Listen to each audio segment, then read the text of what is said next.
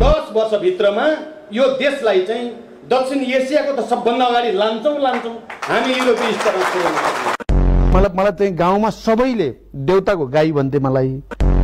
सिलिन्डरको फेज समाप्त गरिदिन्छु, घर घरमा चुलामा पाइप पुर्याइदिन्छु। केरम काठमाडौँ पोखरा लुम्बिनी रेल मार्ग बन्छ।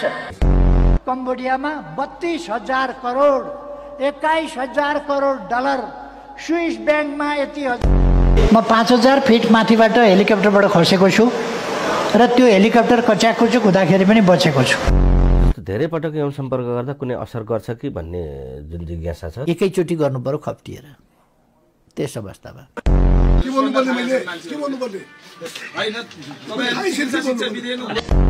कहाँबाट ल्याउने मैले अक्सफोर्ड कहाँबाट ल्याउने अक्सफोर्ड विद्यालय नेपालमा त्रिपुर कहाँबाट अक्सफोर्ड विद्यालय ल्याउने कुरा सुन्नुहोस्। तपाईँ कुरा सुन्नु, तपाईँ मेरो कुरा सुन्नु आउनु आएन अनि तपाईँ बिच पस बोलिहाल्नु किन? भ्रष्टाचारका सम्पूर्ण फाइलहरू खुलेरै छाड्छु, नत्र म राजीनामा गरिएर हिँड्छु र यो राजनीतिबाट राजीनामा दिएर हिँड्छु। मेरो लाइसेन्स भएको हतियार लगेर छानबिन गर्दै हुनुहुन्छ तपाईँ, के घण्टाको छानबिन गर्नुहुन्छ?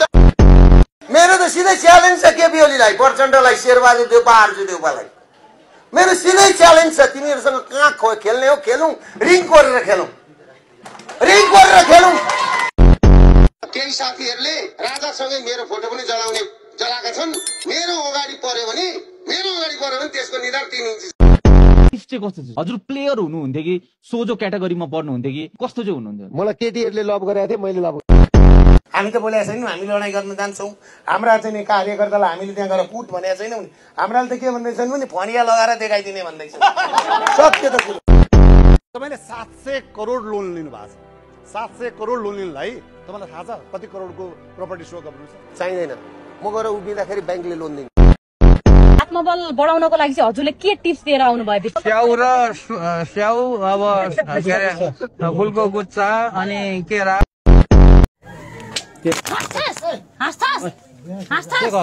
मलाई रुवाएर त हाँस्दै अनि चाहिँ एउटा पाल छ हजुर, पालभित्र हात हालेपछि स्वर्ग गइन्छ। स्वर्ग हाम्रो उतातिर त पालमा हात हाल्दाखेरि त छैन जेल गइन्छ। तपाईँले कुखुरा किन चोर्नु भयो? अब मैले कुखुरा चोर्नुको खास उद्देश्य भनेको चाहिँ अब बुढीले सधैँ साग मात्रै कति खुवाइरहेको, कहिलेकाहीँ यसो मासु खानु पाए नि हुन्थ्यो भने चाहिँ कहिलेकाहीँ के हुन्छ कुनै आलोचकलाई चाहिँ अलि कडैसँग अझ भन्दा कहिलेकाहीँ त अलि तिक्ततापूर्ण तरिकाले अझ कहिलेकाहीँ त तल्लै त झरेर पनि जवाफ दिनुहुन्छ क्या। किनभने म चाहिँ मान्छे हो। 23 र 24 गतिको घटनालाई यहाँले कसरी हेर्नु भएको छ? 23 र 24 गते त म त उहाँ के अरे इलामको माथि फाकफुकथुङ भन्ने ठाउँतिर थियो। मैले निशुल्क गराउँछु भनेर मैले बोलेर के हुन्छ? पैसा कहाँबाट ल्याउनु? हिमालको हिउँलाई पैसा बनाऊ, माटोलाई चाहिँ पेलेर पैसा बन्दैन। मोमो केले खाने हो तपाईँ? चम्चाले खाने हो। तपाईँ केले खाने? म चम्चा खान्छु। तपाईँ? म चाहिँ खुट्टाले खाने। तपाईँलाई मन्त्री भन्नु कि महावीर पुन भन्नु? महावीर पुन दाई भन्नु।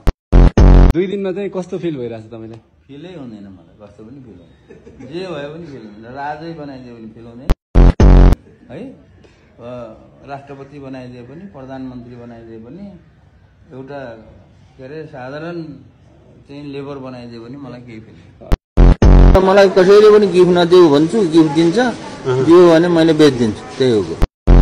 नेपालमै बसेर केही गरौँ भन्ने युवाहरूलाई चाहिँ के सन्देश दिन चाहनुहुन्छ? जेसुकै गर भन्ने सन्देश दिन्छु। गणपति बाबा मलाई 1 करोड रुपियाँ भेटाइदिनुहोस्, 1 हात चाउमिन खाने हो। साह्रै यो भागै उठाएर कसैले लैजाने त होइन? बाहिरबाट कहाँ आउनु पर्यो? तपाईँ यहीँ बस्नु भएको छ किन? भाइ पैसा खै त पैसा त 1 करोड भेटाएपछि ल्याएर दिन्छु। तपाईँ धेरै अध्ययनशील मान्छे हो, व्यक्ति हो महावीर पुन। अध्ययनशील होइन म, होइन व्यवहारिक ज्ञान तपाईँसँग धेरै छ क्या। मैले चिनेको काम गर्दै जाँदाखेरि गरेको हो, म अध्ययन गर्दैन। पढ्दैन पढ्ने लेख्नुपर्छ अब चाहिँ भन्ने चाहिँ के कारणले ड्राइभ गर्यो त्यो कुरा? त्यो बुकमा छर्लङ्ग सुरुको पेजमाथि छर्लङ्गै पारेको। चुनाव लड्ने कि नलड्ने? म नलड्ने। 70 वर्ष होइन, पोलिटिकल पार्टी खोलेर जाने कि नजाने? तपाईँलाई युवाहरूले बोलाए नजाने कुरा नजाने। अब कुरा घाइतेको लागि के हुन्छ मन्त्रीज्यू अब घाइतेको लागि उपचार हुन्छ तिम्रो मलाई सिकाउनु है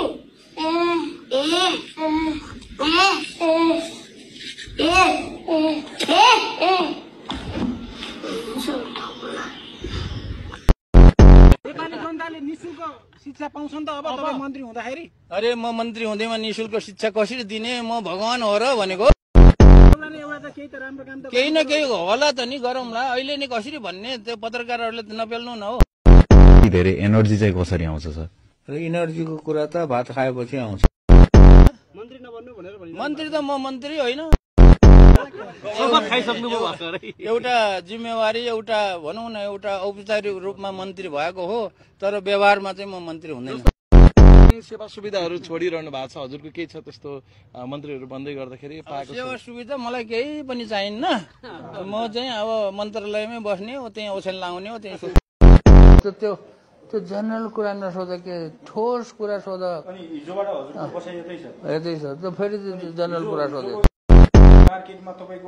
त्यो मार्केटले मैले गरेको होइन चर्चा पाउनु भएको छ तपाईले के भन्नुहुन्छ यो विषयमा मलाई थाहा छैन चर्चा गरेछ कि गरेको छैन मैले त्यो गरेको हेरेकै छैन काममा भइरहेछ यो विषयमा के म आफ्नो काममा व्यस्त छु जाऊ धेरै छ तपाईबाट आश गरेर हुँदैन नेपालीहरू धेरै आश गर्छ क्या आफूले चाहिँ काम गर्दैन आफूले काम गर्दैन आश मात्र धेरै गर्छन् होइन क्षेत्रमा तपाईले के गर्दै हुनुहुन्छ त अब के गरिन्छ भन्ने कुरा त अहिले भन्ने कुरा होइन क्या अपरझट किताब बेच्दै गरेको मान्छेलाई यहाँ ल्याएर मन्त्री बनाइदिएपछि तपाईँ को हो र यहाँ नमित हेर्न आएको बेरोजगार हामी तपाईँ पो सरकारी जागिर बन्नुभएको छ महिना पछि तलब आउँछ खोया पर्छ तपाईँलाई अब नेपालको राष्ट्रिय चरो के हो भाँगेर हो हजुर त्यसको मासु पनि खान्छ नेपालको राष्ट्रिय जनावर के हो भन्नुहोस् त नेपालको राष्ट्रिय जनावर हात्ती काठमाडौँको त्यो नेपालको सगरमाथा भएको काठमाडौँको कुन ठाउँमा काठमाडौँको बेलायत मैले बेबी पाउनु भन्दा अगाडि नै बच्चाको फोटो लिक भयो के को बासना आइरहेछ सुकुटी जस्तो सुकुटी होइन मान्छे जलाएको गौतम बुद्धको जन्म कहाँ भएको थियो गौतम बुद्धको जन्म पशुपति मन्दिर किन रोको रे मन्त्रीले आई लभ यु हुन्थ्यो अनि आई लभ यु भनेर के भन्यो अरु के गर्यो आई लभ यु भनेर के गर्यो के भन्यो अरु कसो गर्यो त्यो अरु आई लभ यु भन्ने अनि चुप्प खाइ के गालामै खाएको हैन तुवा गरी ए यस्तो गरेको तपाईले जुत्ता प्रहार गर्नु भएछ अधिवक्ताहरु त्यस्तो गर्न पाइन्छ ताराजी पाइन्छ जुत्तै हान्दिने त के हान्ने त आफूसँग जे थियो त्यही हान्ने बस्नेतको बिहेमा प्राय सबलाई नै म निम्ता त गर्छु हैन एकजना वरिष्ठ पत्रकारलाई चाहिँ नगर्न सक्छु तर त्यो बाहेक चाहिँ सबैजनालाई चाहिँ म बोलाउने काम चाहिँ मेरो सलन बस्नेतकोमा हुन्छ को वरिष्ठ पत्रकार भनेको तपाईँ दसैँभरि उहाँको कम्बरमा उहाँको फोटो लेमिनेसन गरेर म टोयलेट बस्न थालेपछि अलिकति मलाई चाहिँ अलिकति एकदम अब यहाँ पनि नाम त स्पष्ट रूपमा लिनु भएको छैन हैन तर भन्न खोजेको कसलाई मलाई त होला बाथरुमको कम्बरमा मैले जुन राखेँ भने तपाईँलाई चाहिँ मैले त्यो भन्न मिल्दैन भनेर त्यति बेला भनिनँ त्यो दसैँमा मलाई यति टर्चर भएको थियो मेरो घरमा चाहिँ कस्तो मेरो घरको वरिपरि दसैँमा हामी त मार हान्छौँ खसी त्यो मार हान्ने काम मैले गर्छु हेर्नु त्यो मार हान्दा मैले कसरी मार हानेको थिएँ यस्तो दिमागमा टर्चर भएको थियो नि भिडियो खिचेको थिएँ त्यो मैले अपलोड गर्छु भनेर मार हानेको मार हान्ने बेला खुकुरी यसरी काटेर तलै पर्का सुडी भनेर काटेँ अब मैले यता दुईजना जोडी मिलाएँ होइन तपाईँले आफ्नो जोडी आफै बोलाउनु पर्ला थियो हामीले बोलाउँदा आउनु भएन फिल्ममा त दिएनन् होला जोडी तपाईँलाई तर अब यहीँ भए पनि बोलाउन मौकामा चौका गौरी यहाँ आउनु पर्यो ल मेरो जोडी हुनु पर्यो अरे सुरुमै कसले पोइ भन्छ त आफ्नै बोटमा फलेको सुन्तला हो यो आज टुप्पी टुप्पीदा छ आफ्नै बोटमा फलेको सुन्तला त्यसको सब दिमागमा फ्याट जवाब दिनु छ हैन ओके मधुशाला भन्ने बित्तिकै दिमागमा के आउँछ मधुरो उसको भाइ शिवको छोराको सिनेमा पनि मैले हेरिसकेको छु अब राजेशको छोराको सिनेमा हेर्नु मलाई मन लागेको छ म त अलिकति बच्चै छु बच्चाको बच्चा चाहिँ हुनलाई के समय त लागिहाल्छ होइन भ्रमणको उमेर पुगिसकेपछि शिवजीको उमेर पुगिसकेपछि म पनि बच्चा हुर्काउँला त्यसपछि हेरौँला होइन हामी अवश्य हेर्नु गर्छौँ हामी अवश्य हेर्नु गर्छौँ होइन हेल्पलाइन नगर्नुहोस् है एउटा खराब बानी के लाग्छ तपाईँलाई खराब बानी नहुनु नै मेरो खराब बानी हो। तपाईँ कुन चाहिँ रियल कपलको फ्यान हुनुहुन्छ? एकजना हुनुहुन्छ मैले चिनेको, उहाँहरूको नाम चाहिँ नि राजेश हमाल र मधु भट्टराई। यौन र चुम्बनमा के रुच्नुहुन्छ? कहीँ पनि जानको लागि के कुराहरू पार गर्दै जानुपर्ने हुन्छ, त्यसकारण पहिला चाहिँ पहिलो नम्बरमा के भन्नुभयो? पहिला यौन र चुम्बन। चुम्बन त्यो हुँदै अनि यौन जीवन कतिको खुसीमय छ? तपाईँ झुक्किनु भयो क्या? त्यो प्रश्न मलाई सोध्ने कि मधुलाई? ब्लाइन्डेड भन्ने त थाहा होला तपाईलाई हैन? नेपालको टप नम्बर 1 शो हैन? नेपालको top number 1 show blinded reality show. हजुर रियालिटी शो। हजुर कसले भनेको? जनताले भनेको, हामीले भने होइन, जनताले भन्नुभयो। जनताले भनेको? हजुर। कहाँका जनताले भनेको? अबदेखि मैले रक्सी छोड्यो भन्दिनु। आजबाट छोड्दिन्छु। मैले छोड्यो। अब छाङ्गा बुढाबुढी भएर के टिकटक बनाएको भनेर कमेन्ट गर्छन्। अहिले भर्खरकाले पढ्ने हो, तरुण तन्देरीले कमाउने हो, टिकटक बनाउन त हामी जस्तै बुढाबुढीले त हो नि। सक्यो भने ट्विट गर, होइन भने के को कचकच।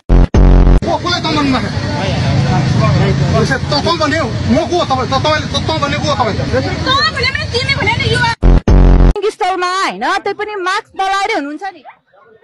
ए के गर्ने, मजबुरी छ, पैसा छैन।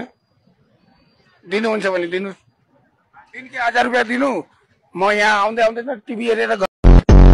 जिन्दगीमा तपाईले धेरै मान्छे कुटे भन्ने पनि इन्टरभ्यूहरु आउँछ क्या?